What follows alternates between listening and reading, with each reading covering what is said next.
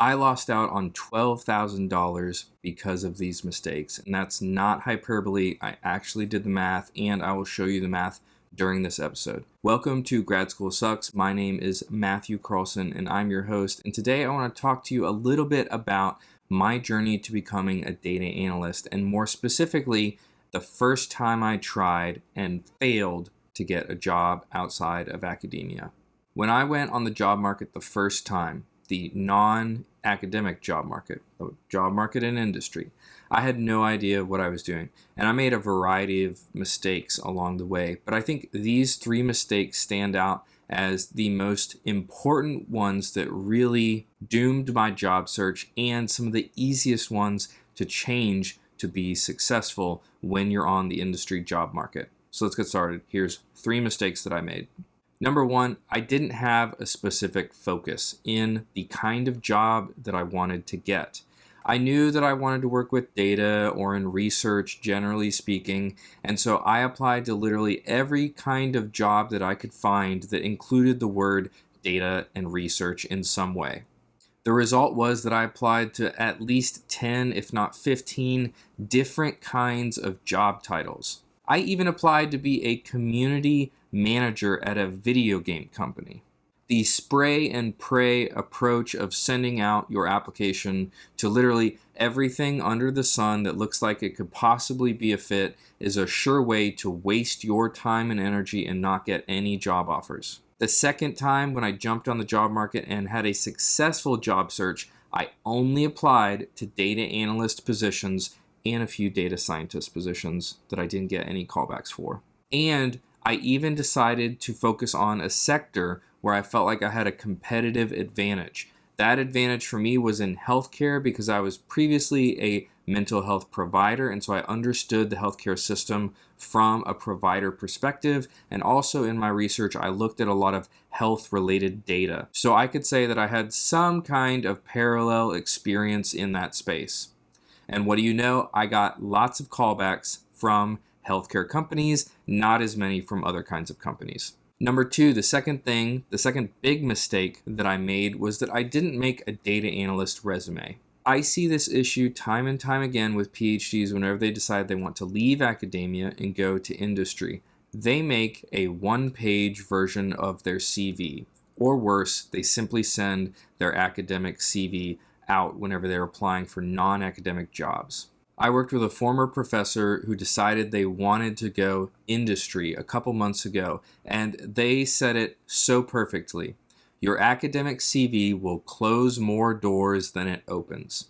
Recruiters do not want to see your academic CV, and frankly, they don't even want to see the one-page summary of your academic CV that most PhDs make. They want to see a resume that looks like a data analyst resume. And I know what you're probably thinking, Matt, I don't know what a data analyst resume looks like. How am I going to figure that out? It's simple. Whenever you're doing coffee chats with people who already have the kind of job that you want, say in data analytics, you simply ask them at the end when you've built a rapport with them, hey, I'm working on making a resume for my job search for a data analyst position. Would you mind sharing a copy of yours so I know how to better format mine? That is a perfect way to find out exactly what data analyst resumes should look like. And even if you struggle to find people who are willing to do coffee chats with you, you can literally Google data analyst example resume and sift through all the bullcrap that you find that's just clickbait and actually find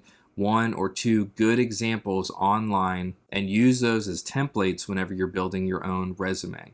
And before I tell you the third and final mistake that I made on the job market that cost me 12 grand, I want to let you know that I'm holding a free online live workshop here in a couple weeks, Tuesday, April 23rd at 7 p.m. Eastern. I am going to be holding a 1-hour workshop where I talk about how to become a data analyst with your academic skills and experience. I'm going to go through my journey and how I got the position that I have now in data analytics. I'm going to discuss other mistakes that I made along the way and how I corrected them in my second job search. And I'm going to talk about what PhDs can be doing in their job search to maximize their chances of breaking into data analytics. If you want to sign up for this free workshop, you can check out the description. I'll have a clickable link there where you can register for free. All right, so now the third and final thing that I did wrong on my job search that cost me a ton of money. And that third thing is that I did not learn the tools that were required for the job.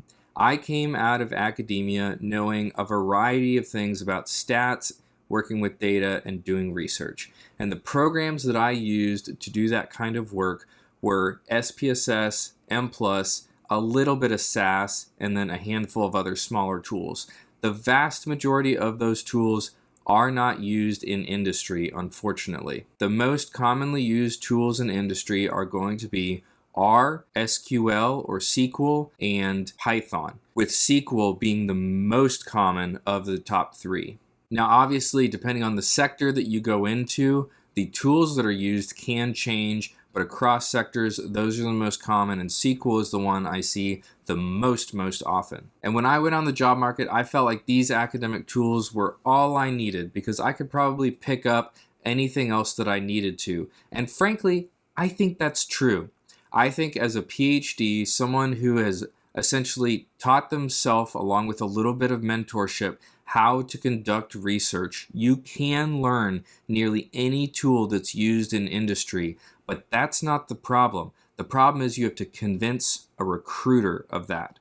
And recruiters are looking for people who are low-risk bets. They are looking for people who are the obvious candidates for the position, who don't need a ton of upskilling or training whenever they arrive, and can basically put their butt in the seat and start doing the job immediately. And of course, from the recruiter position, that makes sense. They're doing what is in the best interest of the company. And so you need to position yourself as that obvious choice for the position.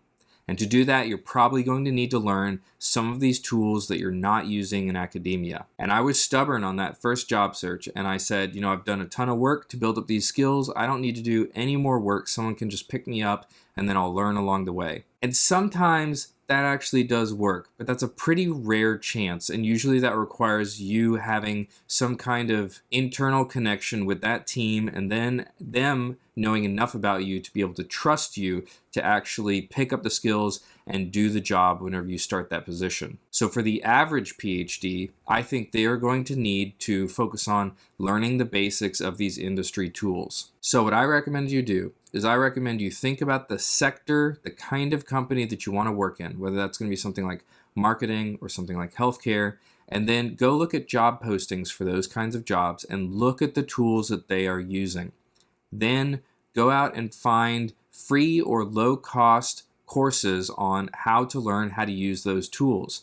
There's a zillion resources online. I think things like Coursera and LinkedIn Learning are great and they're low cost, but you can also find things for free like on YouTube. And if you're a PhD, you can learn these tools. It's not about whether or not you can do it. It's just about doing the work and then being able to show that you've done the work to a recruiter. And the way you show the work is with a portfolio project. You create an example project using publicly available data that is relevant to the kind of industry you want to go into, and you do some work to show them you can do the job. You ask a question of those publicly available data that makes sense for the kinds of companies you'd want to interview for. Then you show the code that you created in order to run the analysis you wanted to do, and then you show some kind of visualization to help them understand what the outcome was. That's basically all you have to do, and you host that on either GitHub or a personal Squarespace page or some other kind of site. And those are the 3 mistakes that I made that cost me 12 grand.